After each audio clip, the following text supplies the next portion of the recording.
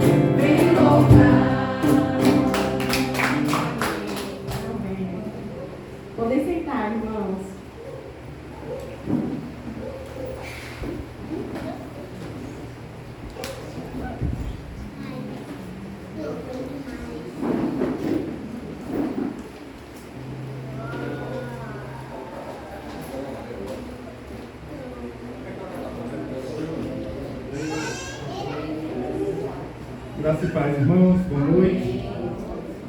Que bom que estamos na presença do Senhor nesta noite, não é mesmo?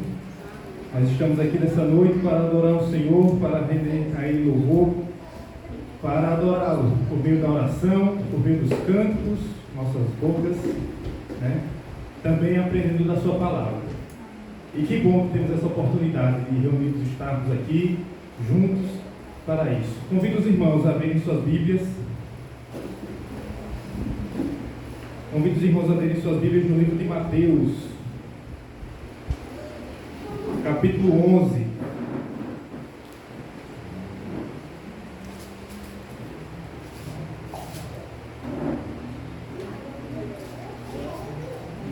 Mateus, capítulo 11.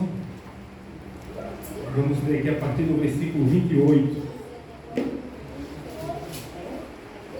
Mateus 11, 28. Vou começar aqui a leitura. Vinde a mim todos os que estáis cansados e sobrecarregados, e eu vos aliviarei. Tomai sobre vós o meu jugo e aprendei de mim, porque sou manso e humilde de coração, e achareis descanso para a vossa alma, porque o meu jugo é suave e o meu fardo é leve. Amém? Em meio às dificuldades dessa vida, em meio às tribulações que todos nós passamos, sejamos crentes ou não, Jesus oferece uma oportunidade para nós, porque todo ser humano irá passar por aflição, irá passar por dificuldade, mas aquele que conhece Jesus tem uma esperança que só Ele pode oferecer, tem um alívio que só Ele pode dar, que é a esperança de uma vida eterna com Deus, que é a esperança de que Deus está no controle de nossas vidas, pronto para nos dar sua mão, mesmo quando não vemos um passo à nossa frente. Então que possamos usufruir dessa vida que Jesus nos oferece, que é uma vida de salvação e de certeza e esperança na sua palavra, e que podemos confiar que Ele está sob o controle de todas as coisas. Amém? Vamos orar, pedindo pela continuação deste culto. Senhor, te agradecemos, Pai, por cada pessoa que o Senhor trouxe aqui nesta noite. Te agradecemos por esse tempo que temos para adorar ao Senhor, para render de graça, Senhor, porque o Senhor é um Deus todo-poderoso, um Deus Criador, que está acima de tudo, Pai, mas que deseja estar próximo de nós, que enviou teu Filho Jesus, Pai, para perdoar aqueles que eram teus inimigos e chamá-los hoje de filhos, Pai. Somos gratos por essa obra tão maravilhosa. Somos gratos porque o Senhor trouxe cada um aqui nesta noite. E te pedimos, Senhor, que o Senhor venha nos dar coração de adoração ao Senhor, um coração voltado a te obedecer, Senhor, a aprender mais a tua palavra, para que ela possa fazer cada vez mais parte de nossa vida, e que, conhecendo-a, a gente possa também obedecê-la, viver conforme o Senhor almeja de nós, Pai. Somos gratos pelo sacrifício de Jesus na cruz do Calvário, que nos dá acesso ao Senhor. E pedimos, Pai, por esse momento, que cada hino que seja entoado aqui, que cada momento de oração, Pai, que cada momento deste culto seja exclusivamente para a tua adoração, para a honra e glória do teu nome, Senhor.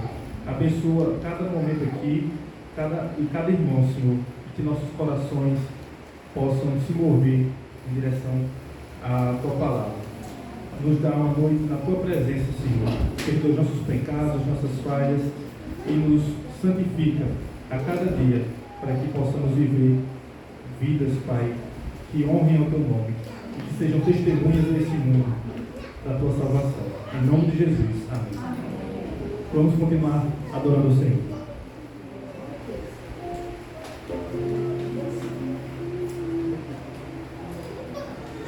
Porque nosso Deus, né, fez, faz e fará muito mais por nós. Vamos continuar exaltando a esse Deus. Quem puder ficar em pé, e vamos louvar com todas as nossas forças, com toda a nossa gratidão àquele que realmente merece nossa adoração.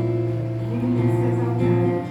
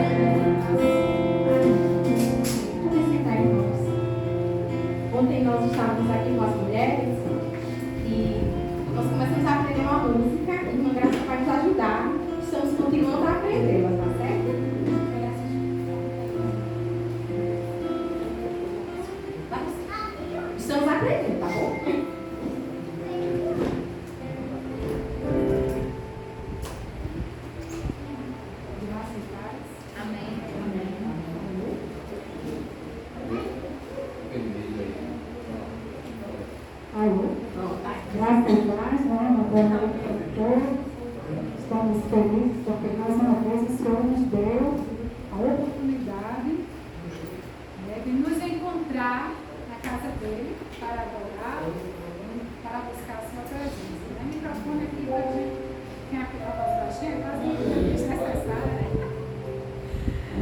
Mas, amém, tem que ser, vamos lá. Então, vamos adorar o Senhor com esse canto, tá bom?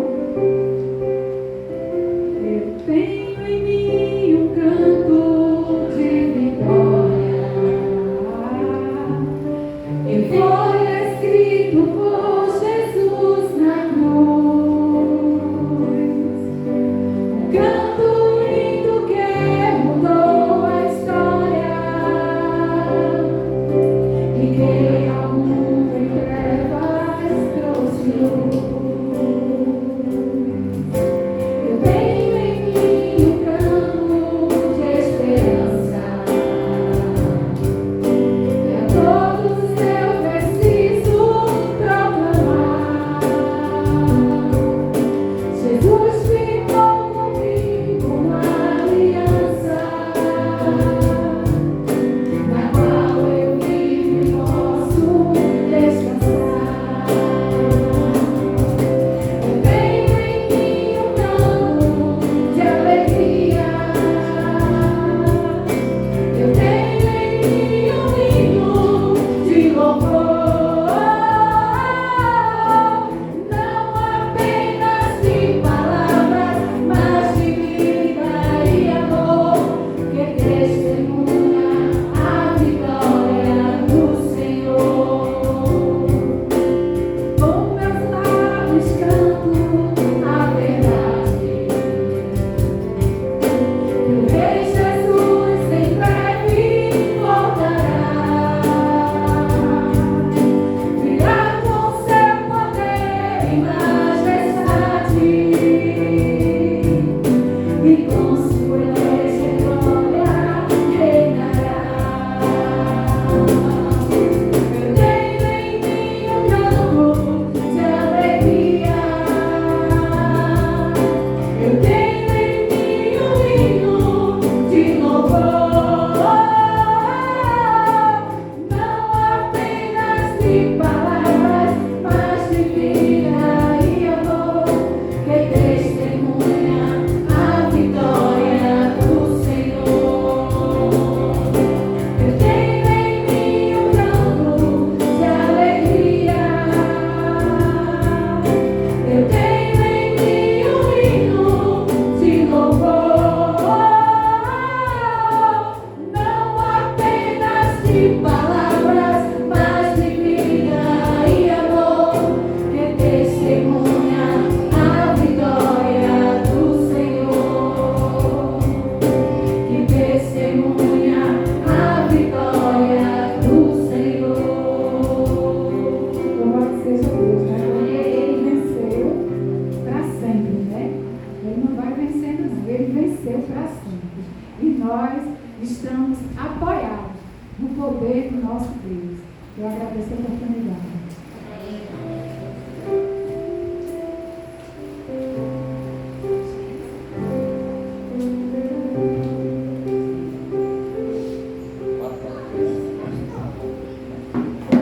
Mateus, pode dar um reforço aqui nos homens. Dá um reforço aqui, né?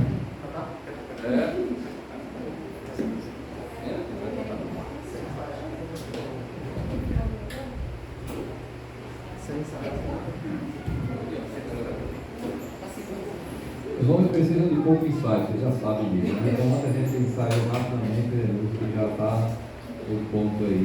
Os música conhecida fala de uma realidade, fala de uma realidade no mundo todo, de pessoas sem Cristo, de pessoas precisando de salvação. Então, é um hino do cantor cristão já conhecido que retrata essa realidade, mas que dá um estímulo para aqueles que são já crentes no Senhor para levar a palavra de salvação, para alcançar muitas pessoas por aí. Deus abençoe.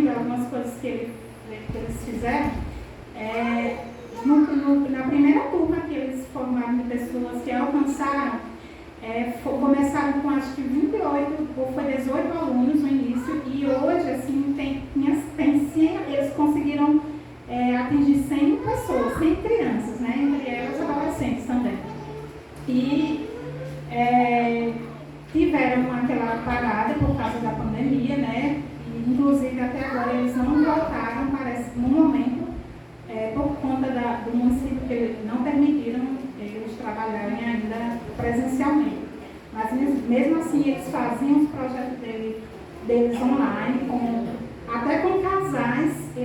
eles começaram a fazer também. Ele até, o pastor, o missionário Ronaldo, ele falou que teve esse último encontro de casais, foram 14 casais, né, que eles conseguiram levar para a casa deles. Eles disseram que foi um momento muito bom. E também, na foto, Luana, se você vê, voltando, tem uma pessoa aqui lá na foto. Eu não sei o rapaz, eu esqueci o nome dele, mas eu esqueci de perguntar. Ele é Paulinho, né? Ele é foi um dos primeiros, né, jovens.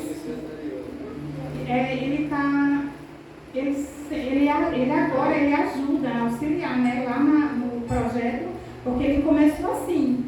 Acho que acredito como essas crianças, né? Eles incentivando, evangelizando ele. E hoje ele é o auxiliar líder, né, lá também, ajuda muito a eles.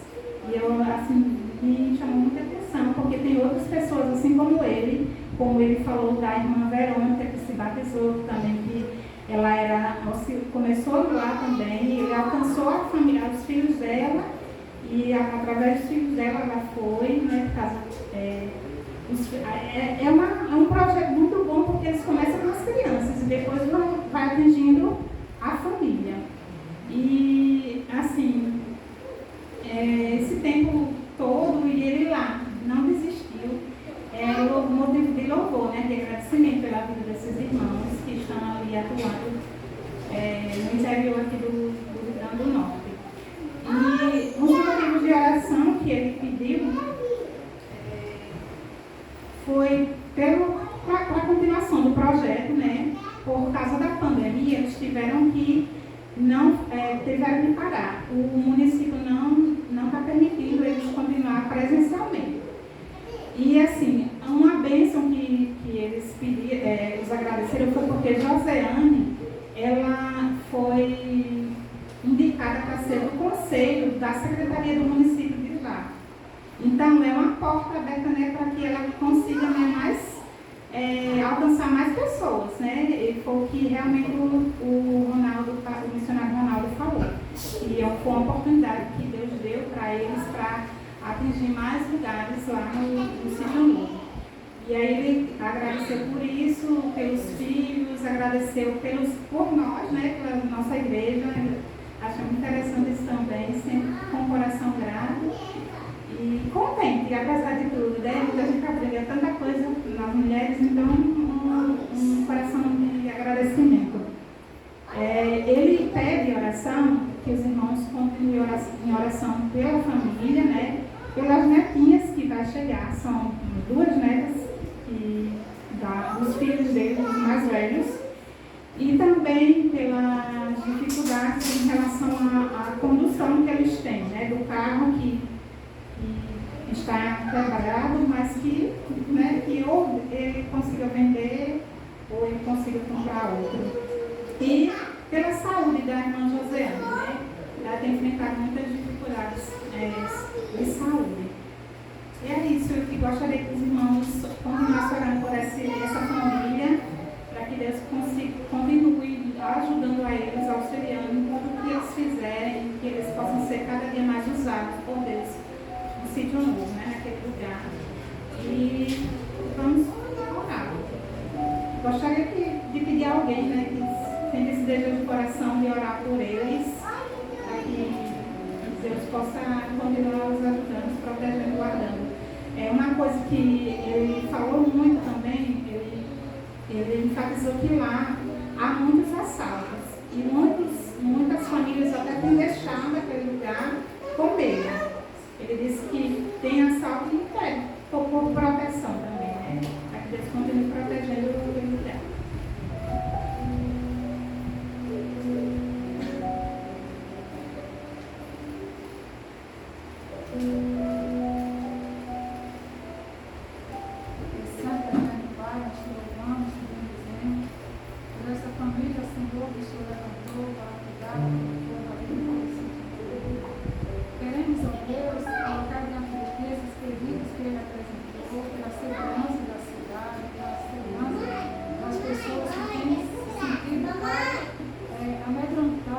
Por causa de assaltos, que o Senhor chegue chegue ali, Pai amado, dando livramento, que o Senhor chegue ali operando maravilhas, libertando e salvando vidas. Que o Senhor continue abençoando esse projeto, Pai, que ele cresça cada dia mais, para a glória, para o louvor do teu santo nome. Que o Senhor, meu Pai, se compadeça e restaure a saúde da irmã Josiane, que ela possa, meu Pai, através da tua graça e misericórdia, ter sua vida, sua saúde restaurada, e dar continuidade, Senhor, aquilo que ela tem feito, ali juntamente com o esposo, com os filhos. Que o Senhor continue operando maravilhas, Pai. Obrigado por essa força que sua vida para ela também. Que venha ser para o louvor da tua glória, que venha ser para ser um instrumento em suas mãos para alcançar mais vidas.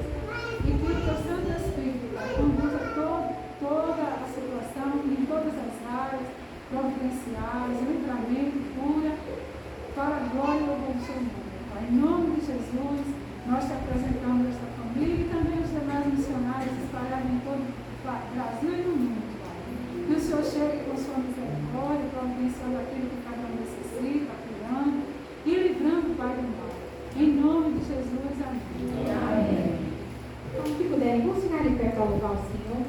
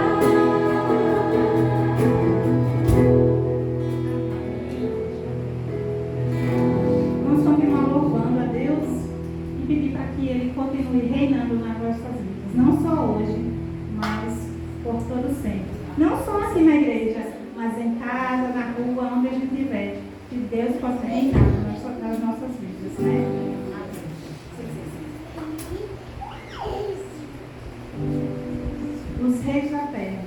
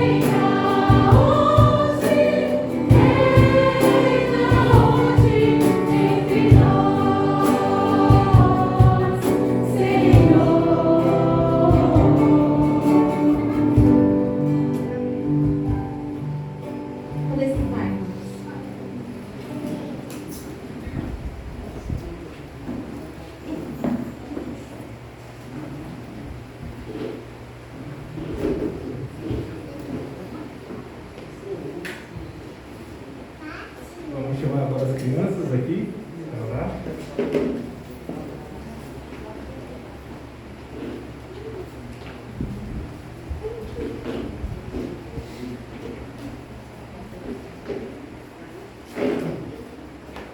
Vamos orar então pelo tempo que elas terão e também pelo momento que teremos aqui de aprendizado da palavra do Senhor.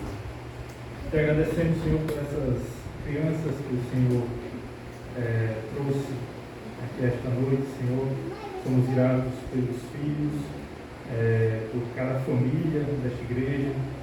Pedimos, Pai, que essas pequenas possam aprender desde agora, desde já, a respeito do Senhor, Pai. Que elas possam crescer ouvindo de Ti, conhecendo quem é o Senhor Jesus e o que Ele fez por nós. Que elas possam, desde cedo, aceitar Jesus como Salvador de suas vidas, Pai. Que elas possam ter essa graça, esse privilégio de, desde jovens, crescerem, Senhor, contigo, Pai, seguir os teus passos.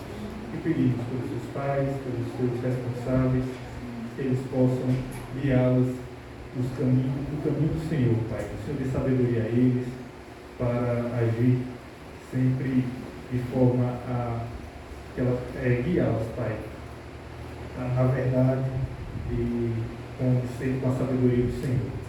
Também pedimos por esse tempo que elas terão agora com a professora, que seja um momento proveitoso para elas.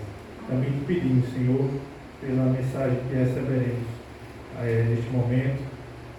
Pedimos pelo pastor que o Senhor venha conduzi-lo e também pedimos que o Senhor, desde já, Pai, venha mover nossos corações para que possa ser o coração de terra boa, Senhor, que tua semente venha frutificar em nós. Te agradecemos por tudo isso e pedimos também em nome do Senhor Jesus. Amém.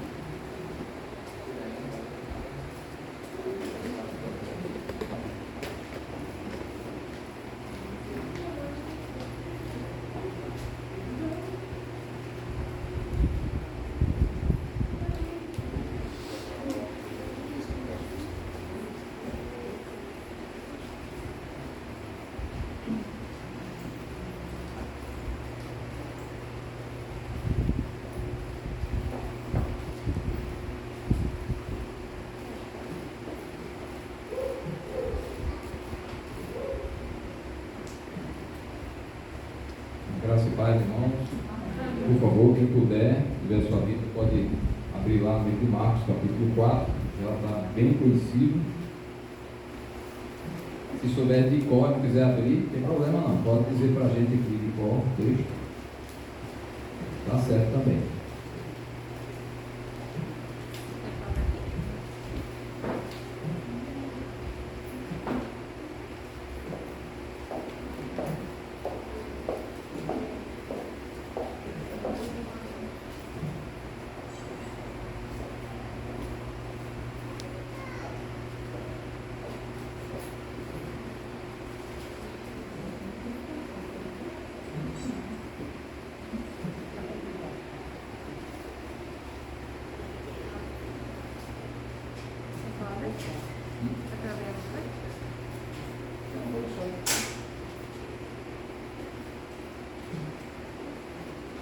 Marcos capítulo 4 tem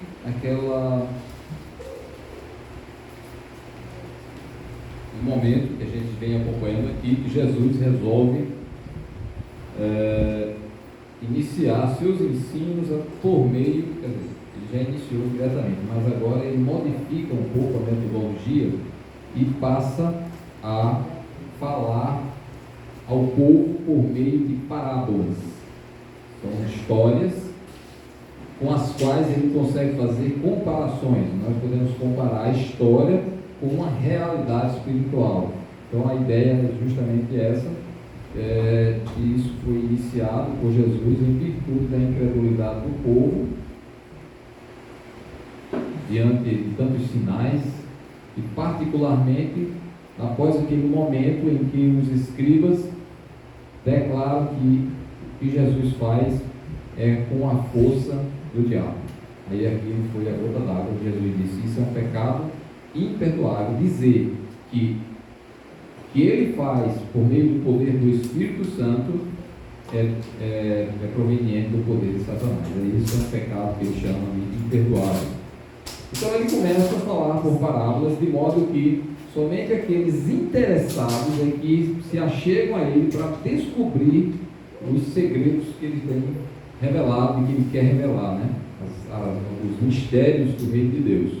E Jesus, não à toa, fala para quem quiser ouvir exatamente isso, ouvir.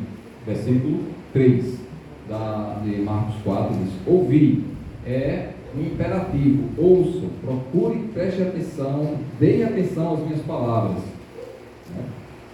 E no livro de Mateus, depois que ele conta a parábola do semeador, ele mesmo diz, né? Atendei vós, pois, a parábola do semeador. Então ele chama atenção para que os ouvintes ouçam, atentem para as palavras dele, mas também ele depois continua insistindo, atendei, preste atenção no significado, preste atenção no que essas palavras significam, porque elas desvendam ou revelam os mistérios do reino de Deus, como funciona o reino de Deus.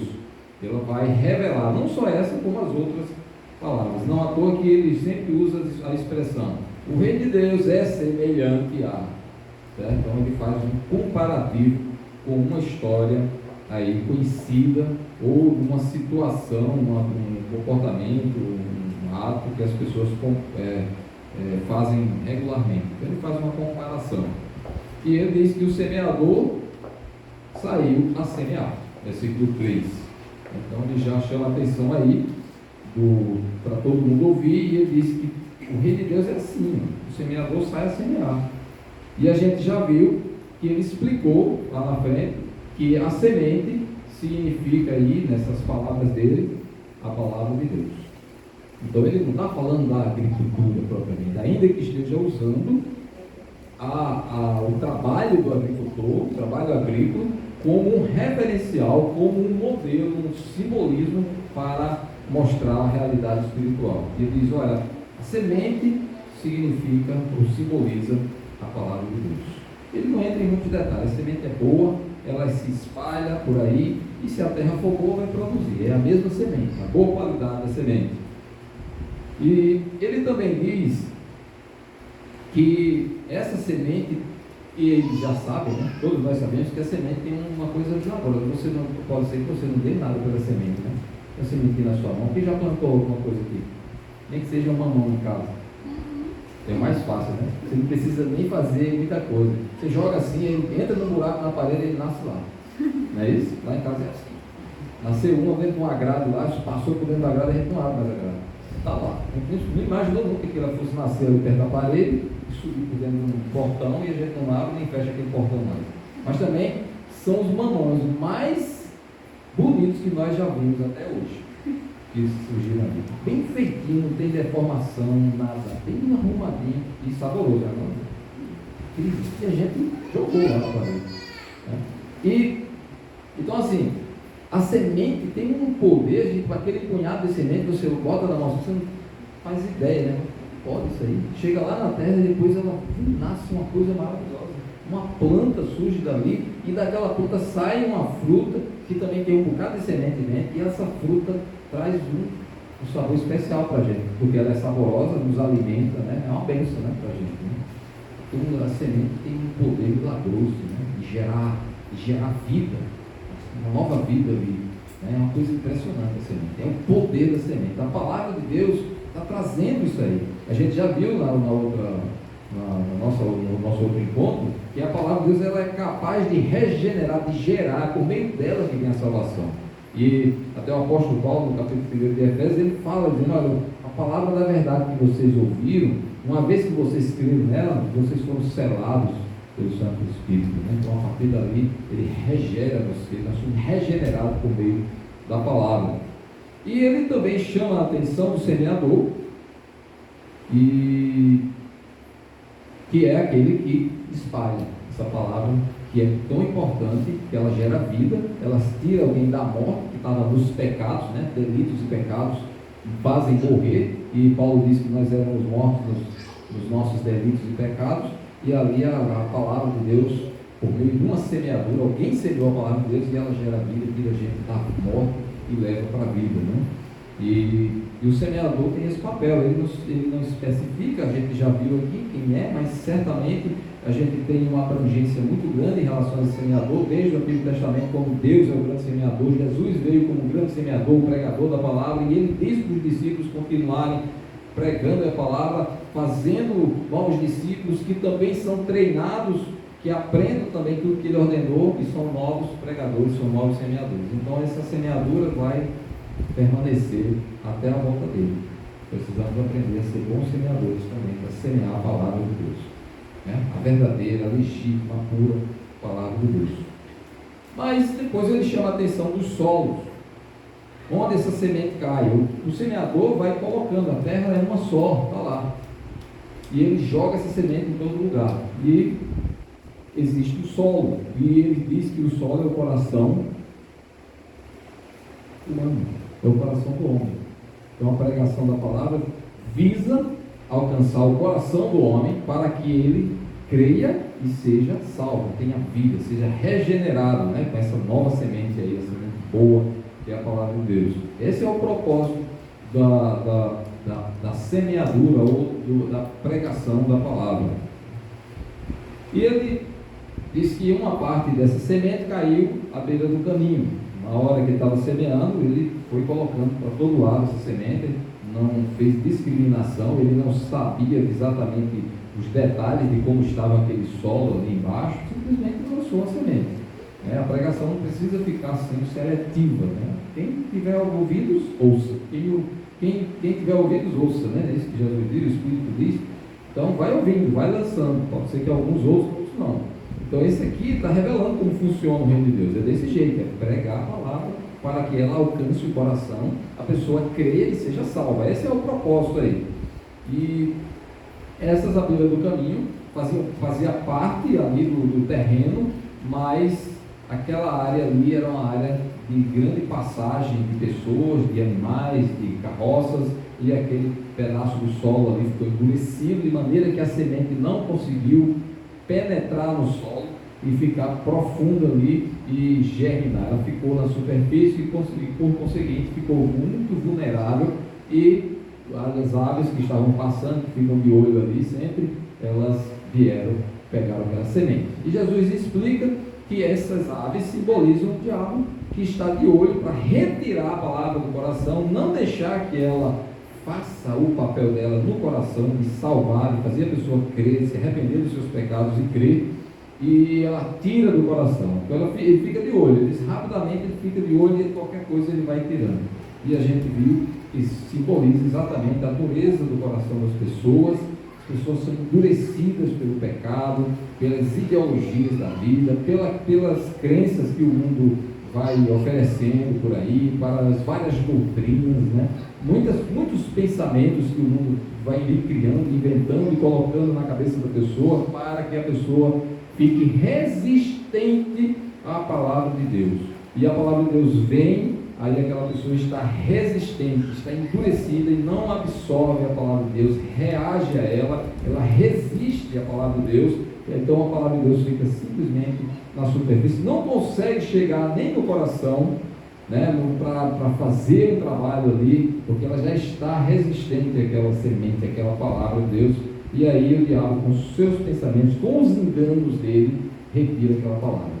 Então na vida real é exatamente isso. Na vida do rei, ele diz, pessoas estarão tão endurecidas pelas coisas do mundo, de tanta passagem de gente, a ideologia do jeito, é um pensamento daqui, é uma crença de lá, é uma criação que teve dos pais, dos amigos, a influência de não sei o que, influência de não sei o que, e aquilo endurece de maneira que a palavra de Deus não consegue. Então muitos vão estar nessa situação, que vão ouvir a palavra, mas ela não vai conseguir penetrar no coração, e o diabo vai enganar, que é o pai da mentira, né, o engano, e por uma doutrina, por um pensamento, porque fulano de tal, uma celebridade, uma pessoa importante, um cientista, não sei o que, ele falou que isso é bobagem, por exemplo, e ali aquela palavra não vai fazer efeito, chegou só nos ouvidos. É o símbolo exatamente dessa realidade de pessoas endurecidas no mundo.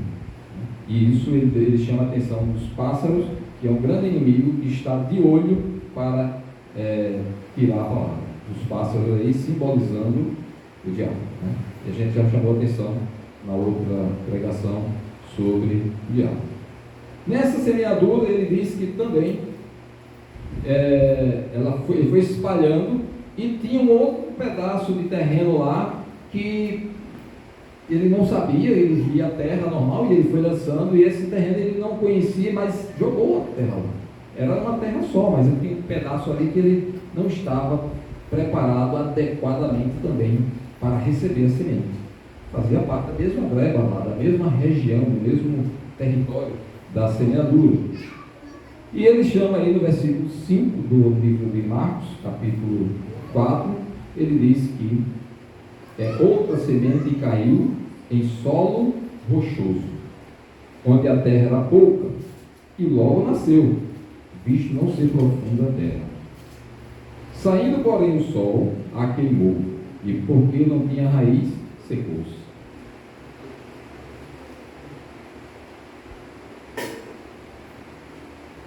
Então Jesus está ensinando mais uma coisa para os discípulos que chegaram lá. São palavras um pouco tristes. Imagine um semeador, vai plantar a sua semente, né? Ele tem interesse de que aquele solo produza o produto do seu trabalho ali, né? Ele plantou feijão, plantou trigo, qualquer coisa lá, e ele deseja que aquilo ali produza. E ele está dizendo aqui que ele plantou e realmente logo surgiu uma plantinha lá daquela semeadura dele. Logo nasceu, ele disse que foi até rápido, talvez até deixou ele entusiasmado. Puxa, como foi rápido, né? Só que ele diz o motivo dele ter nascido tão rápido. Tem umas sementes que demoram, que botam lá e olha, demora. Daqui uns dias a gente vai ver, está nascendo. Demorou, deixou profundamente lá. Deixou profundo lá. E ele demorou, mas ele veio. Aí, esse caso aqui, ele até foi rápido, mas apareceu o sol, e o sol aparece. Pode ser que tenha uns invernos aí, uns dias que ele não aparece, mas ele vem. E aí é uma prova, vai testar a planta, vamos ver se essa planta resiste. Aí o sol vai, se ela foi colocada profundamente, e ela consegue retirar os nutrientes e o líquido que está lá embaixo, nada abaixo da terra, que consegue absorver, então o pedacinho que sobrou em cima da terra vai resistir, vai sofrer. Está dizendo que não vai sofrer, o sol vem lá em cima, mas se ela não tiver um lugar onde ela pode puxar os seus nutrientes, os líquidos, a água lá de baixo, aí o sol vem, queima, como ela não consegue retirar para superar, suprir a necessidade dela ali, porque não foi profundo, aí ela morre. Aí foi isso que ele diz aqui. A terra não era profunda, e aí quando veio o sol, queimou, e ela perdeu a vitalidade, porque ela não tinha raiz profunda para absorver aquele impacto do sol, né? aquele peso da queimadura do sol. E assim foi. Aí talvez os discípulos, quando ouviram isso, né, entenderam como é que funciona a agricultura. Mas o que Jesus queria ensinar? Ele queria ensinar o povo a plantar? Não, ele queria mostrar para ele como é que funciona o reino de Deus. O reino de Deus funciona desse jeito. A pregação está lá, em todo lugar.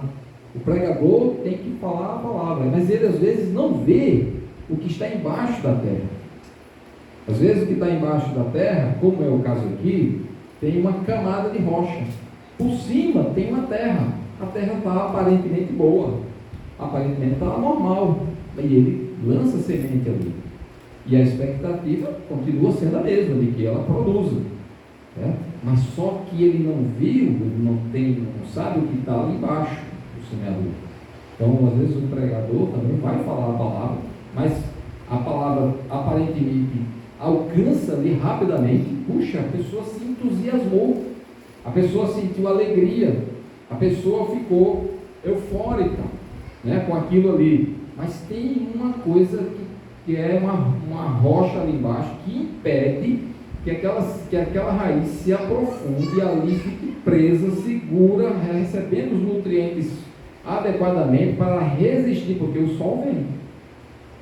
O sol vem em algum momento. Ele vem. Jesus explica no versículo 16: são estes os semeados em solo rochoso. Tem terra, uma camada de terra, mas embaixo tem rocha. A semente não se aprofunda.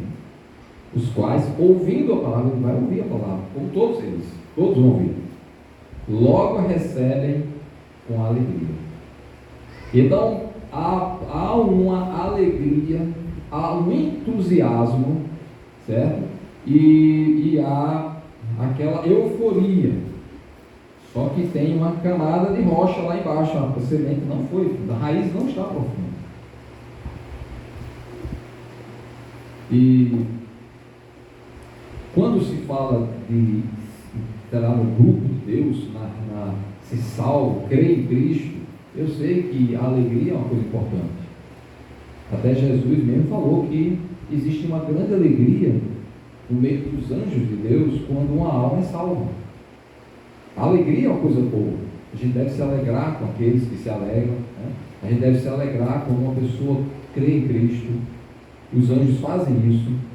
Mas existem algumas coisas que dão uma aparência de alegria.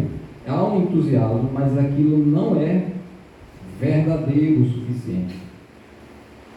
Pode ser que a alegria tenha sido porque agora fez parte não do corpo de Cristo, mas do clube de Cristo. Esses dois aspectos. Às vezes pode acontecer que a gente tem uma ideia, a pessoa tem uma ideia equivocada do relacionamento com Cristo, do relacionamento com Deus. Está equivocado, porque acha que é o clube, porque acha que é só alegria, porque acha que ali só tem animação, é aquele povo que só faz festa, é só diversão, você não tem, aqui está tudo resolvido para você, está tudo bem, olha, vamos nos divertir, aqui é só alegria. Você tem todo tipo de divertimento, de distração, animar, vamos fazer uma grande animação, só animação. Mas o sol vem, essa é a ideia que Jesus está querendo passar, tem um inimigo que vem. O corpo de Cristo é um corpo diferente. Quando a gente fala do corpo, de fazer parte do corpo de Cristo, de fazer parte realmente daquela família de Cristo, aí muda um pouco. Quando a gente fala da ceia aqui, por exemplo, Jesus usa o símbolo do pão, do cálice, e ele disse que o pão simboliza o corpo dele, que foi dado pelos discípulos, né? Foi dado por vós. Não é isso que ele diz? Então você olha que quando se fala do corpo de Cristo, parece que está associado com o sofrimento. Jesus sofreu. O corpo dele foi submetido a um grande sofrimento por nós. Aqueles que se aderiram a Cristo, ao corpo de Cristo, parece que também sofreram. No livro de Gálatas, o apóstolo Paulo diz assim: quanto ao mais, ninguém te moleste, porque eu trago no corpo as marcas de Jesus. O meu corpo também tem marcas. As marcas de Jesus aqui, naturalmente, está referindo a um sofrimento parecido com o que Jesus sofreu. Ele está identificado com Jesus no sofrimento. Sofreu açoites, perseguições, né? Eu acho que teve até apedrejamento, que parecia que ele tinha morrido, né? Muito sofrimento no corpo, que ele sofreu por conta dessa identificação com Cristo. Eu não quero trazer terror para os irmãos, eu quero mostrar aqui a realidade que Jesus está mostrando sobre como funciona o reino de Deus. Existe na pregação de Jesus uma indicação de alegria? Sim. Ele participava de festa de casamento, ele participava de jantares onde ele era convidado, né? Muitas pessoas convidavam Jesus e ele ia participar daquele momento festivo na casa das pessoas. Era uma coisa boa. Ele falou da alegria dos anjos ao se converter alguém, mas ele falou também que os discípulos dele, os verdadeiros, aqueles que quisessem seguir, tinham um peso, tinham um preço a pagar. Então, por exemplo, para frases como essa que Jesus disse lá em Mateus 10, 38, ele disse: quem não toma a sua cruz e vem após mim, não é digno de mim. A identificação com Cristo muda um pouco o conceito, porque vai precisar levar a sua cruz. Porque se não fizer isso, não é digno dele. É isso que ele disse. É necessário ser um bom calculista. Ontem a gente estava conversando aqui, eu e Júnior, estudando matemática, depois da programação, né, estava eu junto estudando matemática aqui. Mas eu já falei sobre matemáticos aqui, discípulos matemáticos. E eu acredito que todos os discípulos de Cristo têm de ser bons matemáticos. Se você tinha raiva de matemática na escola, é hora de parar com essa raiva. Você tem que ser um bom matemático. Tem que ser um bom calculista. Jesus disse isso. Lucas 14, 28, ele diz assim: pois qual de vós, pretendendo construir uma torre, não se assenta primeiro para calcular a despesa e verificar se tem os meios para a concluir?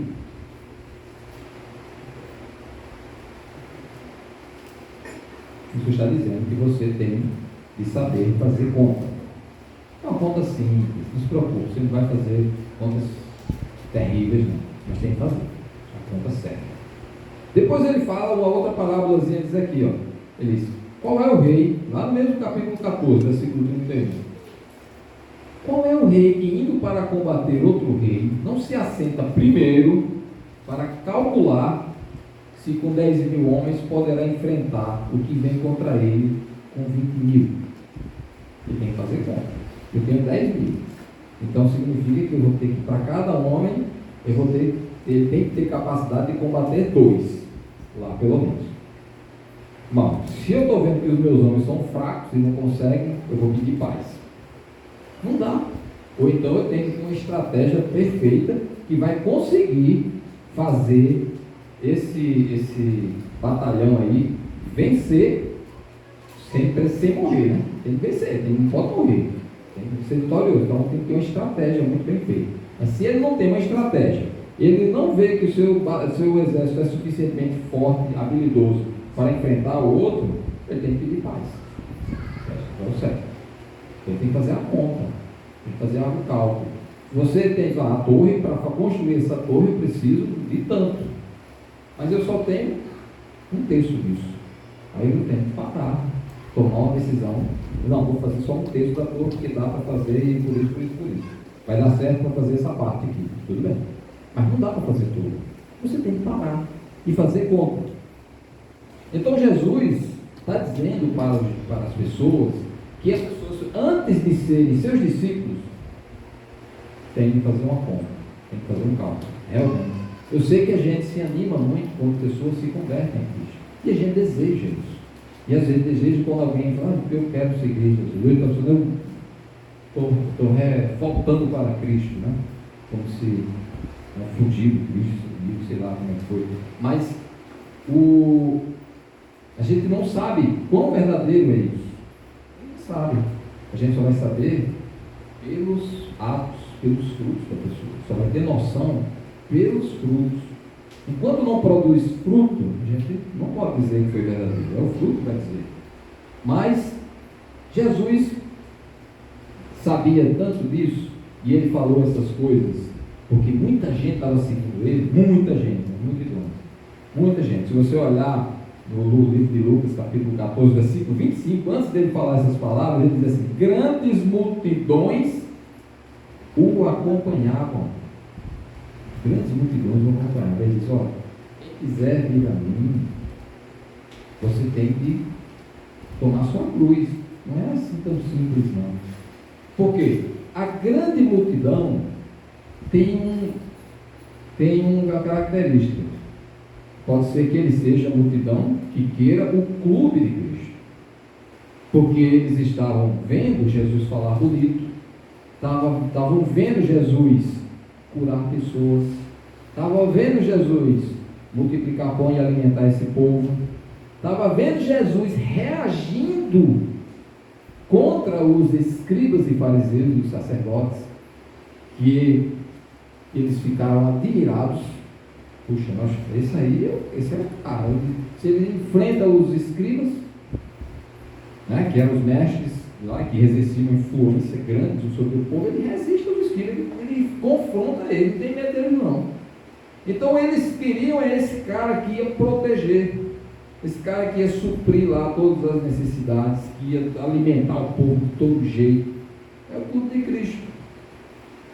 Aí Jesus, você olhar em João 2,24, ele diz assim: mas o próprio Jesus não se confiava a eles, em relação à multidão, porque os conhecia a todos. Eles queriam o clube de Cristo.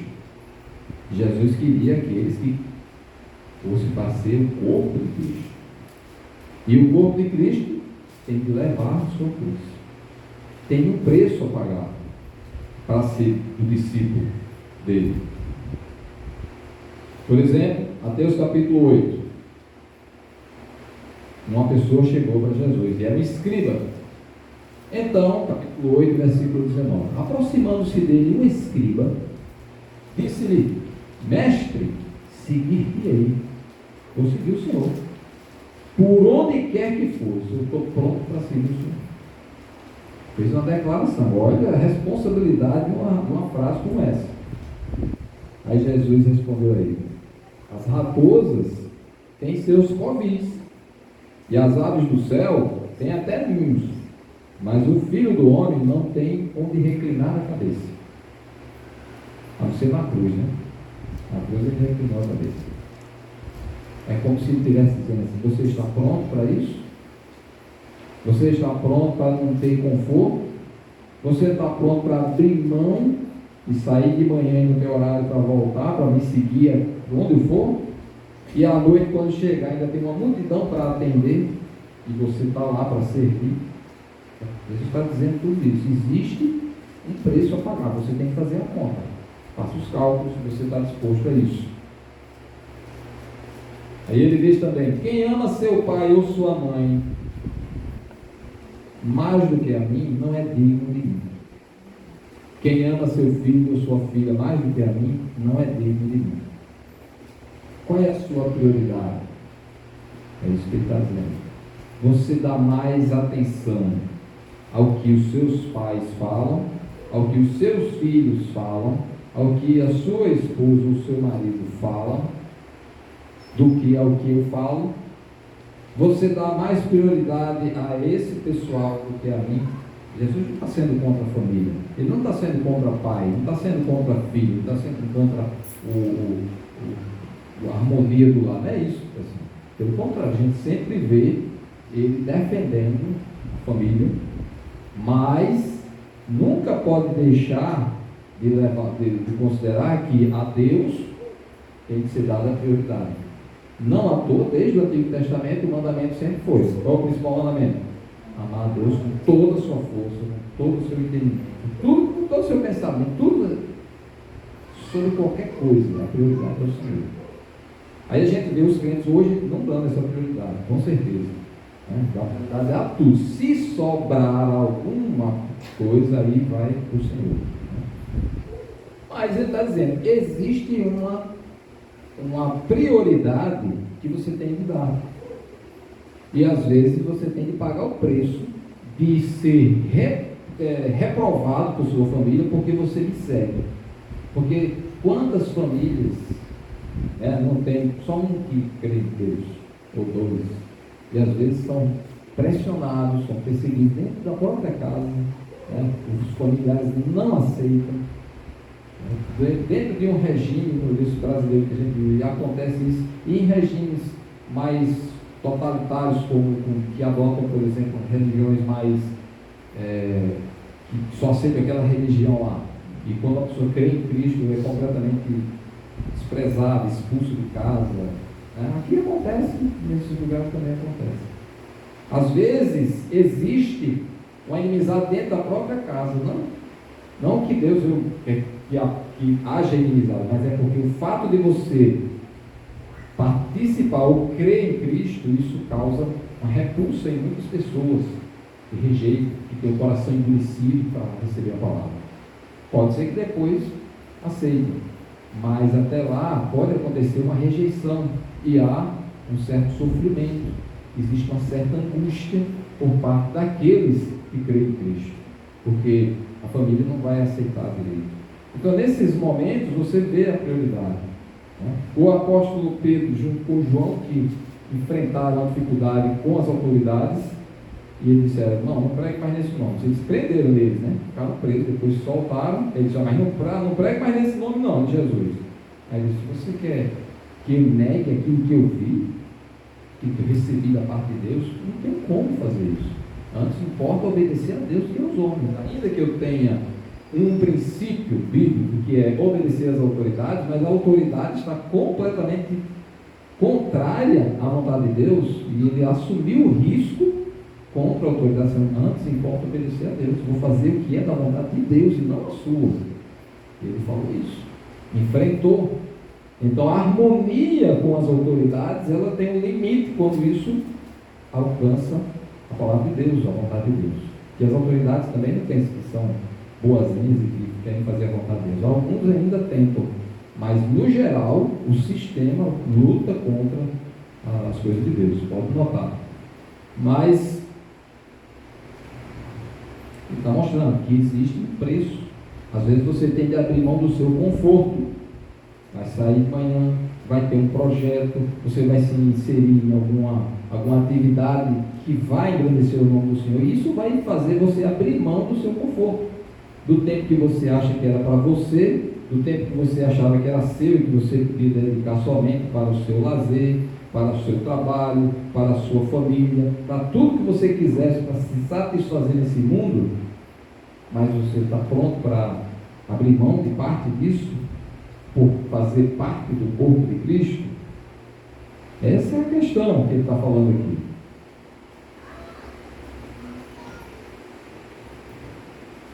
Infelizmente,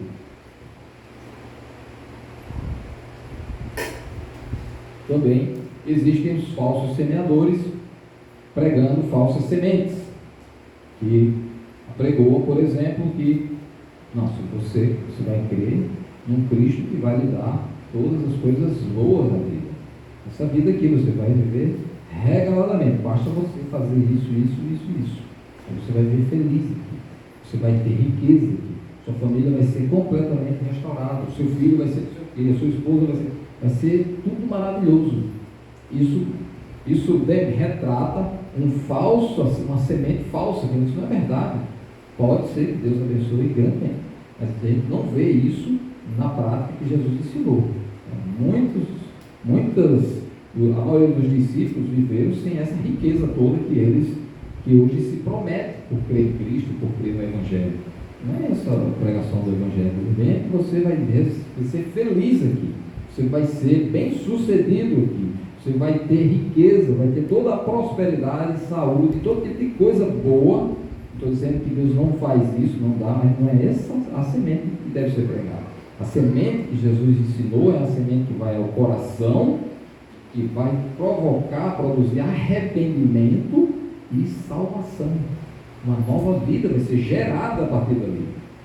E se Ele quiser dar provisões suficientes ou abundantes, ou extrapolando as suas necessidades, certamente Ele tem um propósito, que aquele excesso vai servir para abençoar outros. Se não tiver essa visão, também vai estar distorcido.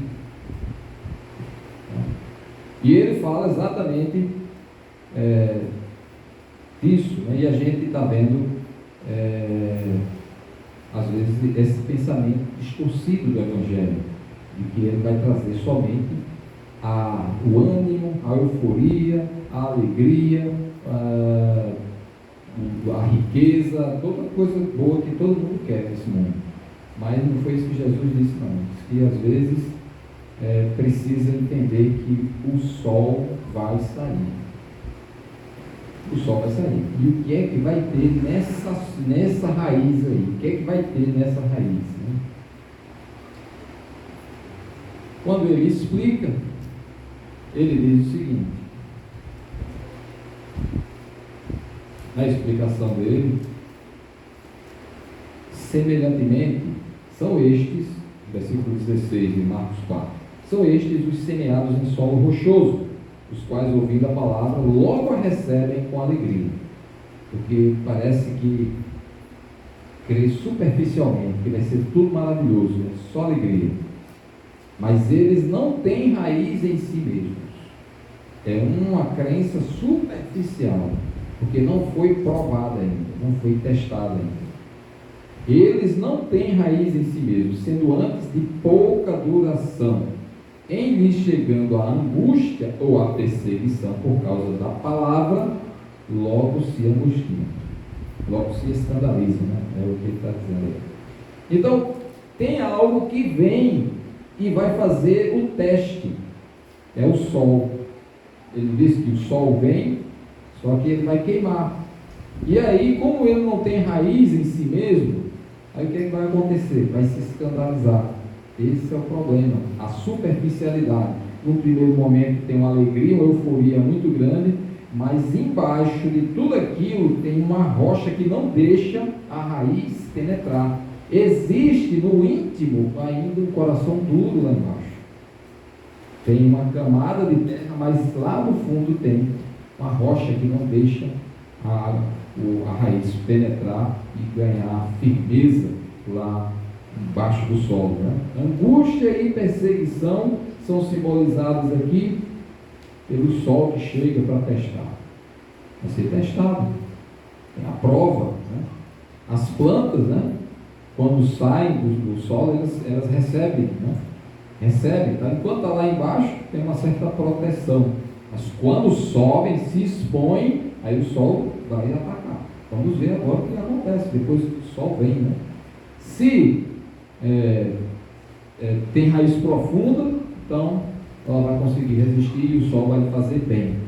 O sol é a teste mesmo e ela vai fazer bem, né, ao invés de fazer mal, né? Agora, se foi superficial, aí o sol vai destruir. Então a prova vem para demonstrar quem é que tem raiz e quem é que não tem raiz. As provas são necessárias, são importantes, né? Jesus mesmo foi perseguido inúmeras vezes. Todo o seu ministério, desde o seu nascimento, diga-se de passagem, né? Desde o seu nascimento ele foi perseguido. Tentaram matá-lo até mesmo assim que ele nasceu. Mas a partir daí não teve mais sossego, né? Até o fim da vida, até o fim do seu ministério, né? Então ele mesmo foi perseguido. Os discípulos dele, mesmo ali com ele, foram receber uma perseguição juntamente com ele, mas estavam sob uma proteção muito grande de Jesus. No entanto, Jesus diz para ele lá em João 15, 20, lembre-se da palavra que eu disse a vocês, não é o servo maior do que o seu Senhor. Se me perseguiram a mim, também perseguirão aos outros. Se guardaram a minha palavra, também guardarão a vossa. Então tem esses dois aspectos. Um lado da perseguição que pode ser favorável, mas também tem, se tem uma coisa positiva, eles vão ser beneficiados também. Então não tem jeito, vai ter o teste. Jesus foi testado logo no início do ministério, todo mundo sabe, né? A tentação lá no deserto foi registrada em Marcos capítulo 1, também Mateus capítulo 4 registra toda aquela tentação, teste mesmo de Jesus ali. Jesus, em um determinado momento, conversando com Pedro, mostrando que estava com ele, né? Pedro é o quê? Está querendo fazer parte do corpo de Cristo. Mas parece que momentaneamente Jesus achou que ele era fazendo parte do clube de Cristo. Ele disse, Senhor, o Senhor não vai sofrer, o Senhor não vai morrer, o Senhor não vai isso, que nunca vai acontecer nada de ruim com você. Olha, é o clube de Cristo pensando aí, né? Não vai acontecer nada de ruim, vai ser tudo maravilhoso. Aí Jesus disse, não é desse jeito não que vai ser.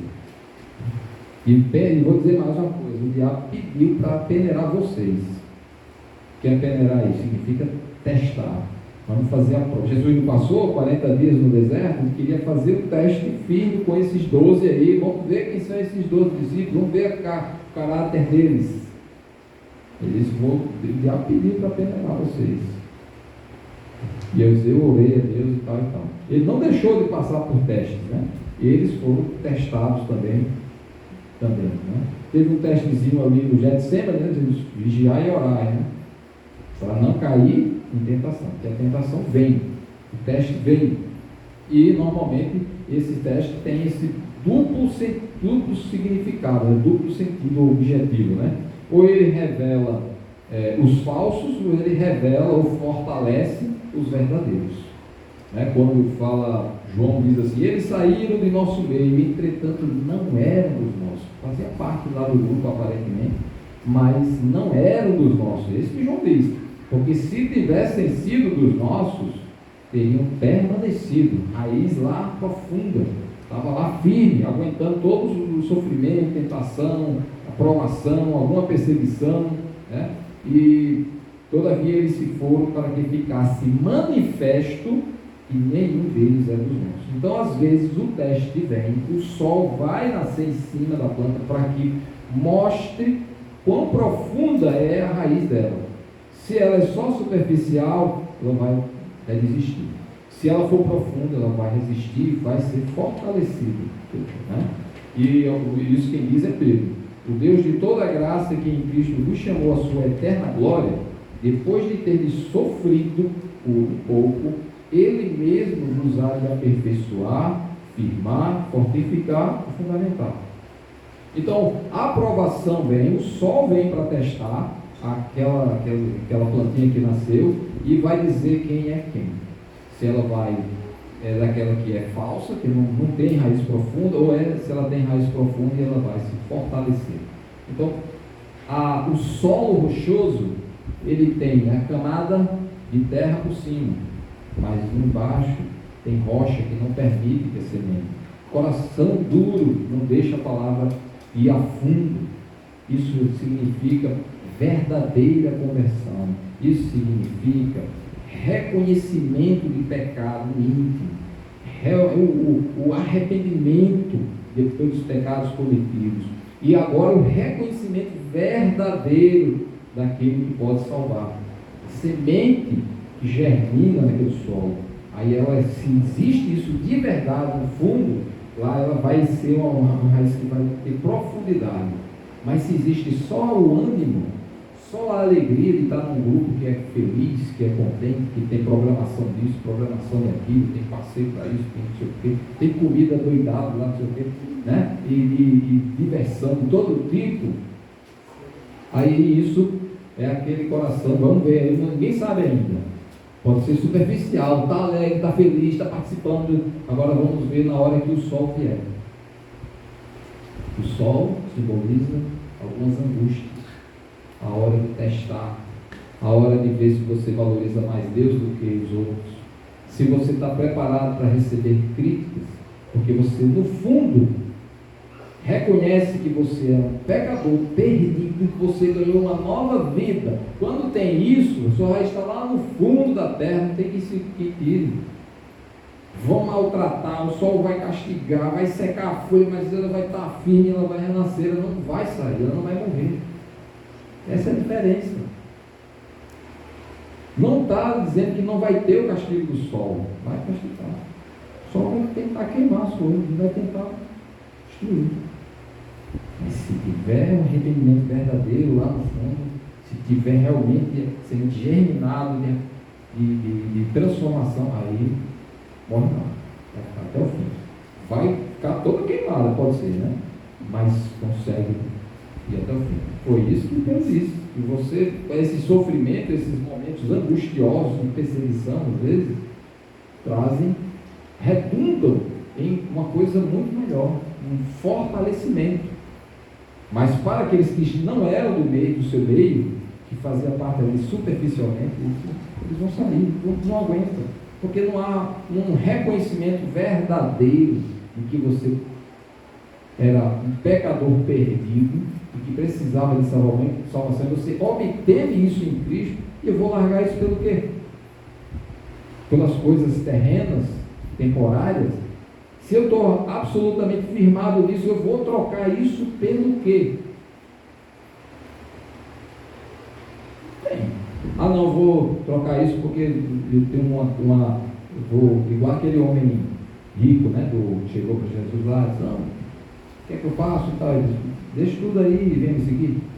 Aí ele disse, tudo bem, eu vou trocar, trocou, mas cadê aquele homem rico hoje? O que é que aconteceu com ele? Ele ficou velho, ele era jovem realmente, né? Ele ficou velho. Pode ser que ele enriqueceu até mais, pode até ser. Ou não, se foi com um filho próprio, né, de repente gastou tudo com bobagem. Mas de que adianta? Aquela riqueza toda, pô, deixou Cristo para lá, e não, vou cuidar dos meus bens, do meu patrimônio e tal, vou cuidar da minha vida aqui. Sim. E ele chegou um momento, sim, envelheceu, aquela riqueza toda ficou, quando ele morreu. Né? Ficou. Talvez ele curte um pouco ali, mas depois ele vai se encontrar com a eternidade. E de que serviu aquilo ali? De que serviu aquilo? De que vai servir aquilo? Primeiro já não é mais dele, né? Ficou para trás, para os filhos, netos, bisnetos, para as autoridades, seja lá para quem for.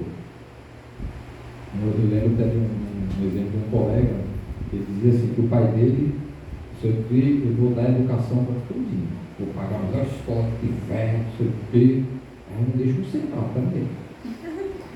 Que cada um fruto da sua vida. Segundo esse colega, ele disse que foi assim mesmo que ele fez, né? Deu, pagou escola para tudo, mas não deixou nada para ele. E filho, vou pagar o melhor para você, né? Mas ele curtiu a vida dele, né? Bem que ele estou com ele mesmo, etc. Mas o que eu estou dizendo é que existem coisas que a gente faz a troca, deixa Cristo de lado, mas quando a gente for olhar mais na frente, vai ver que aquilo ali era tão temporário, que aquilo ali não valeu a pena deixar o eterno pelo temporário. É isso que eu quero mostrar aqui, a prioridade, né? Mas o sol é que vai mostrar. O sol é que vai mostrar. Né? Que sol é esse? Então, existe um sol que recebe. Tem aquele endurecido de primeira, que não recebe, ele já está completamente influenciado, completamente cabeça feita, vamos dizer assim, não sei se é a palavra certa que poderia usar, e ele não aceita mais a palavra de jeito nenhum. Mas esse outro recebe a palavra de Deus. No entanto, ela não vai produzir frutos. Ele não produz frutos. Ele nasce ali, mas vem as provas. Então, no reino de Deus, os seus servos, aqueles que querem ingressar no reino, vão ser provados, vão ser testados. Não tem como evitar isso. Vem as provas, as mais variadas, e ele vai colocar as provas de acordo com o que cada um pode suportar também, naturalmente. Né? E o teste vem para mostrar, para ver se você vai se mostrar uma pessoa que tem raiz mesmo, que você é uma pessoa que creu em Cristo de verdade, e você está pronto a pagar o preço, você está pronto a carregar a cruz de Cristo, o sofrimento por Cristo, como os apóstolos fizeram, como muitos outros discípulos fizeram. Né? Claro que em proporções diferentes, cada um, Deus vai ter a sua maneira. Pode ser um teste pequeno, entre os colegas, entre os amigos, dentro de casa, na escola, no trabalho, seja lá como for, sempre deve ter. Né? Cada um pode imaginar agora ou lembrar de alguma prova que fez você verificar se você realmente ia produzir fruto ou não. Você realmente é aquele que estava com a raiz firmada diante da aprovação, diante da angústia que às vezes vem pelo fato de crer em Cristo ou não. Que Deus abençoe a gente aqui. Né? E aquelas outras pessoas que porventura estejam ou vão nos ouvir depois. Né? Que seu solo seja um solo mais profundo, né? Que a raiz chegue a penetrar profundamente e que esteja pronto para essas dificuldades, essas angústias que vêm. Vem as angústias, né? Não tem como a gente evitar. Vem as angústias, e ali aquilo é um teste para ver se a gente vai permanecer fiel ao Senhor ou não. Pode ser que a gente caia, e aí vai ficar demonstrado que o nosso solo é só aquela camadinha por cima, e no íntimo lá a gente tem um coração duro, né? Rochoso e baixo. Por outro lado, se a gente consegue superar e ultrapassar, aí isso vai produzindo resiliência, né? Perseverança, e isso pode ser um bom indicativo. Né? O sol veio, castigou, a angústia veio, a provação veio, a tentação veio, a perseguição veio. De várias maneiras vem a perseguição, né? Críticas, piadas, rejeições, né? E outras maneiras mais que podem vir essas perseguições. E como é que a gente reage? Né? Espero que Deus abençoe cada um de nós aqui, para que a gente possa ser forte, né? Nossas raízes lá no solo, que a gente possa ter o desejo, a coragem de levar a cruz, né? Não a cruz de Cristo, a cruz que Ele levou, é uma cruz que ninguém consegue levar, ninguém consegue pagar o preço do pecado de ser ninguém aqui, nunca conseguiu e nunca vai conseguir. Essa cruz dele é a dele, só Ele pode levar. Mas existe a cruz que cada um leva, a sua, né? Vai ter a sua, vai negar a si mesmo, né? Às vezes para a sua vontade, para que Deus, né, a de Deus seja satisfeita, para fazer a vontade de Deus. Esses são os momentos que a gente vai sendo provado. É a minha vontade que está sendo feita agora, ou é a vontade de Deus que eu estou agora lutando para fazer? Quem prevalece? É o som chegando aí em cima para testar, para provar, né? Deus nos fortaleça aí para sermos árvores fortes, para resistir aí às intempéries da vida. Bem? Então, Deus, agradecemos pela sua palavra, que nos instrui sobre Deus, a maneira como acontece, e às vezes nos traz certa tristeza, vendo que tem muitos solos endurecidos e outros cuja dureza só aparece posteriormente, porque traz uma alegria superficial acerca do reino de Deus, acerca de salvação, e as provações muitas vezes se mostram fracos e realmente sem profundidade em suas raízes. Que o Senhor Deus abençoe o seu povo aqui, possamos ter pessoas mais fortalecidas, cujos terrenos, cujos corações sejam verdadeiramente transformados, arrependidos, salvos pelo Senhor, de modo que possamos resistir aos momentos mais difíceis que porventura venham em nossas vidas, para testar, para provar a nossa fé. Que o Senhor também nos fortaleça, nos livre do mal, Deus, e nos dê dias mais tranquilos, muitas vezes depois de situações difíceis que vivenciamos. Em nome de Jesus.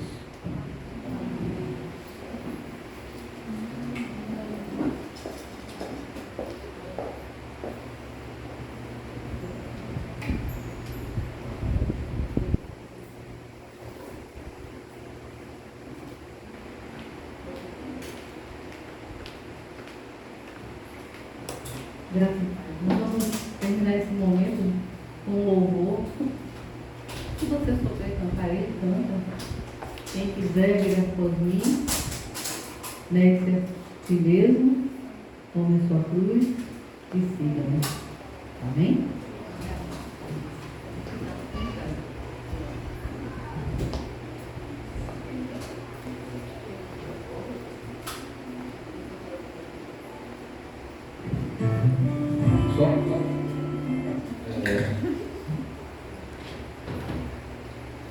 Só queria destacar aqui a presença de Evaldo, é só Val mesmo o nome da senhora?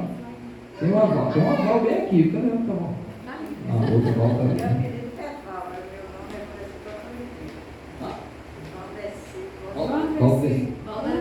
Valdeci.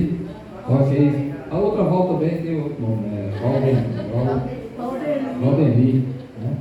Então, a igreja que tem mais Val aqui na região é a nossa. Obrigado aí pela sua presença. Depois, por favor, quem não falou com ela está em dívida, certo? Pague sua dívida antes de sair. Ok? Obrigado.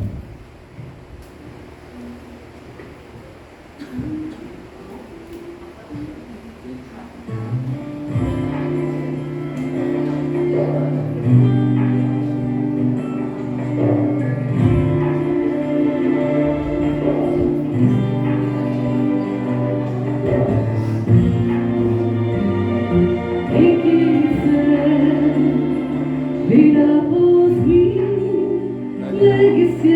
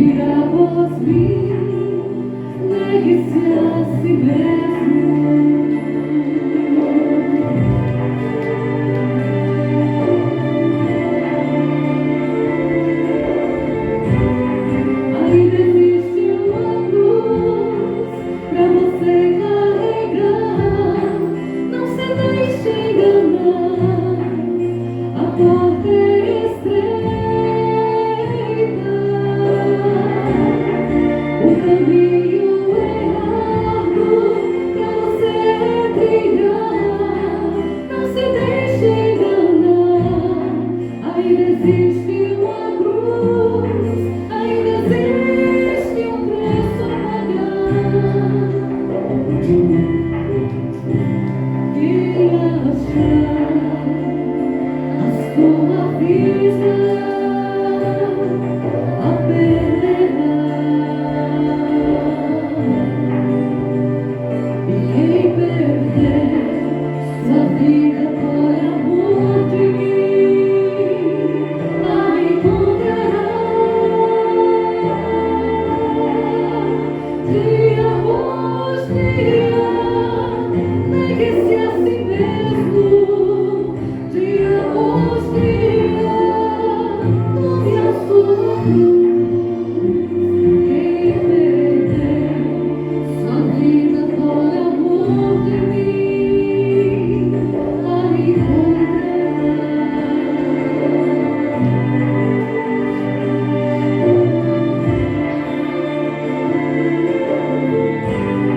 Ainda existe uma cruz pra você carregar.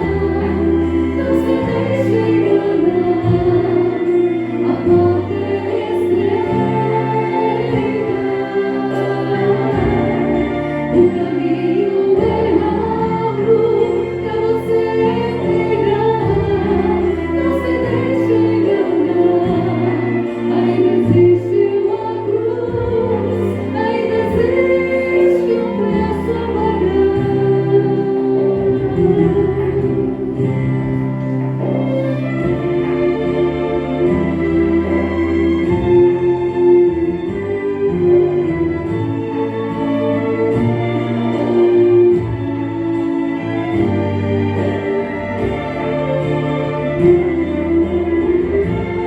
Ainda existe uma cruz, ainda existe um rei, ainda existe uma cruz, uma batalha a vencer. Ainda existe uma cruz, ainda existe um rei, ainda existe uma cruz, uma batalha a vencer. Ainda existe uma cruz.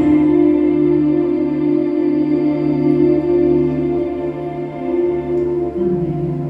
Deus abençoe a todos e levemos nossa cruz. Amém?